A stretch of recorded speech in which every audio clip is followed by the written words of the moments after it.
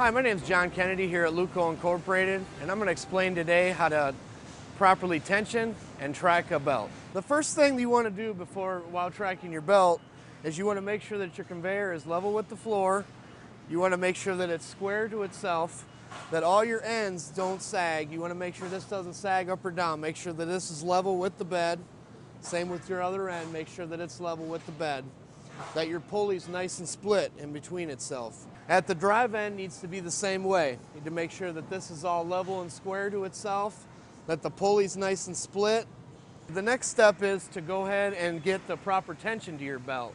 So as you can see here, the belt's still loose and it'll slide back and forth from side to side on the pulley. You want to get that right in the middle of the split. Then what you want to do is go ahead and start adjusting these tension screws out evenly. You want to make sure they're even all the way. Usually start out with a common, like say go half an inch on each side. Then check and see how tight it is. The easiest tool to use while tracking a belt is a 3/8 ratchet with a 12-point 3/4 socket. Your first step is to start tensioning out the pulley. So you usually want to stick with like a common denominator, like half an inch or something like that, just to get a basis of what you're doing. So I get it out a little bit more.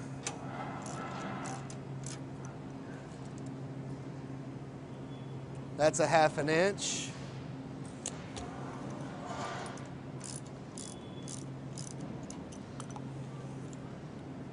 That's a half an inch on that side. But as you can see, I can still move my belt back and forth, so I have not received quite proper tension yet.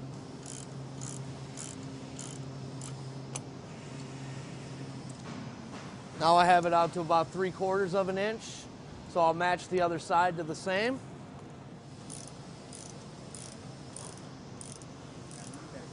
Side's out to 15/16.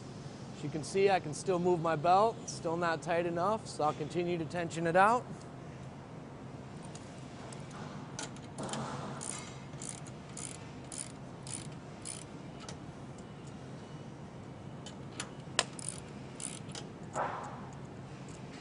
Got about an inch on that side, so I'll match my inch to the other side.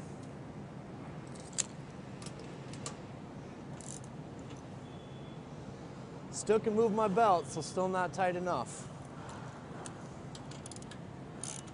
Okay, working it out in small increments. Got that side to 1.25 inches. Still need to go a little farther. Got that out to just over 1.5 inches, about 1 9/16 inches. Tension this side out to match the other side, about 1 9/16 inches.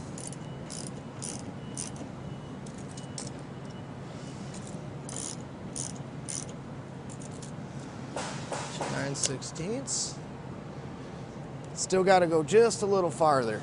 Starting to get there though.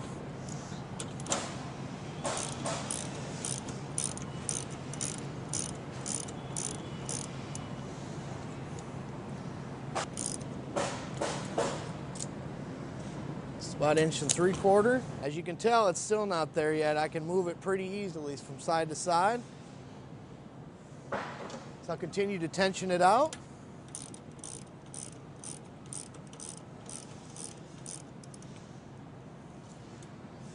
I got about 2 inches on that side.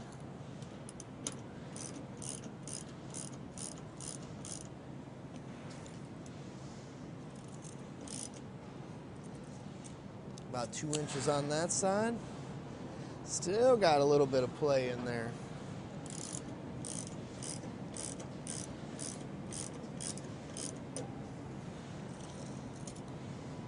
Quarter-inch increments are pretty good to work with while tensioning out your belt. You want to work it evenly across both sides, but always use like a 1/4 inch on this side, 1/4 inch on that side, so you don't get the belt too tight, but you make sure that you get it tight enough where it's not going to slip on your pulleys. Still tensioning it out, get this side to 2 1/4.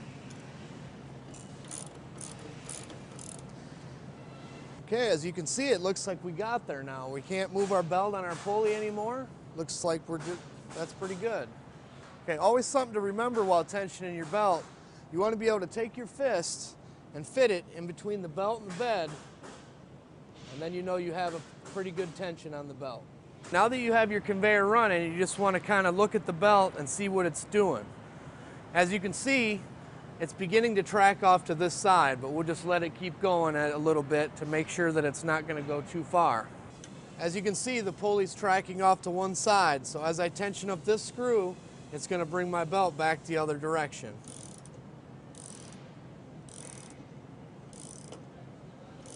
A little bit goes a long way in this step. If you move it too much, it may work itself too far the other way. You may have to move it back. The belt's starting to work its way back, so now I'll just stand back and observe and see what the belt's going to do.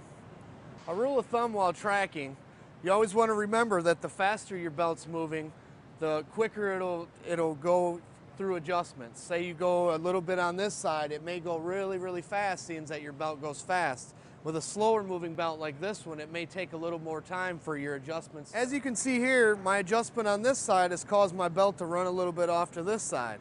So I can either back this side off a little bit, or I can tension this side out just a little to see if it responds. So I'll decide to go ahead and tighten this side out some more. Just a couple turns. And then we'll stand back and see what our adjustments have done. As you can see, it's already starting to work its way back onto the pulley. So we'll just stand back and watch it. It's starting to track itself off. And you want to make sure that it's doing the same down at the drive end. So down here at the drive end, we have another adjustment. It's called the snubber roller. That's this roller here. It has small adjustment to help your drive stay on course to track. So what I'll do is, seeing that it's tracking over this direction, I'll loosen this side up. Okay, with the adjustment down here, I can loosen this bolt here, and I can pull this roller towards me.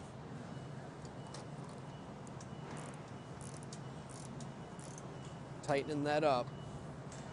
And then we'll just see how that change takes course. As you can see, it looks like it's already starting to work its way back the other direction.